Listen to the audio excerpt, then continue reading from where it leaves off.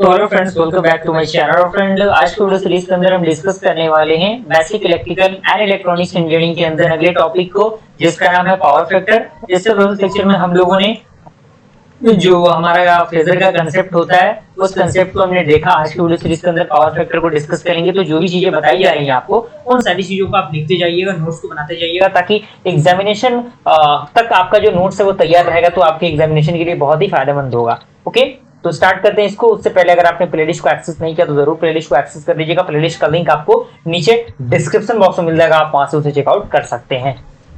Power factor क्या होता है बेसिकली, पहला पॉइंट इसके अंदर कह रहा है power factor is the cosine of the angle between the applied voltage and resultant current flowing through the circuit where waveform और voltage and current flow sine wave से।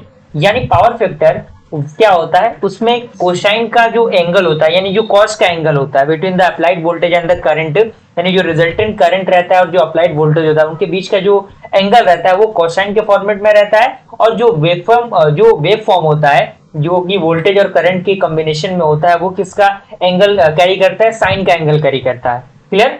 और यहाँ पे अगला पॉइंट कह रहा है कि power factor of the circuit can be calculated as, यानी किसी भी पावर फैक्टर को सर्किट के अंदर हम किस तरीके से कैलकुलेट कर सकते हैं। पहला आपका है cosine of the angle of lead और लेग, ये आपका पहला तरीका होगा।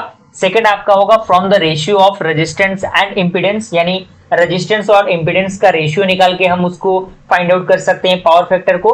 थर्ड हमारा होता है from ratio of active power and apparent power, यानी जो हमारा रेशियो होगा एक्टिव पावर का और एपरेंट पावर का, उनके बीच के रेशियो के अकॉर्डिंग हम क्या कर सकते हैं, उसको सॉल्व कर सकते हैं। Is that clear.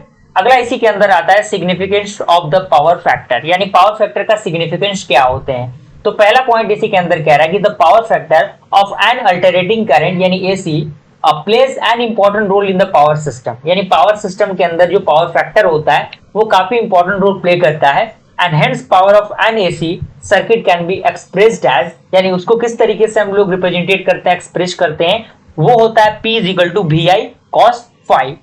Okay, V आपका वोल्टेज है, P आपका पावर है, I आपका करंट है, कॉस आपका कोसाइन एंगल है, और फाई आपका कहीं ना कहीं क्या है, एक एंगल का फॉर्मेट हम इसे कह सकते हैं। या फिर हम इसे इस तरीके से भी लिख सकते हैं I is equal to P by V into cos phi. Clear.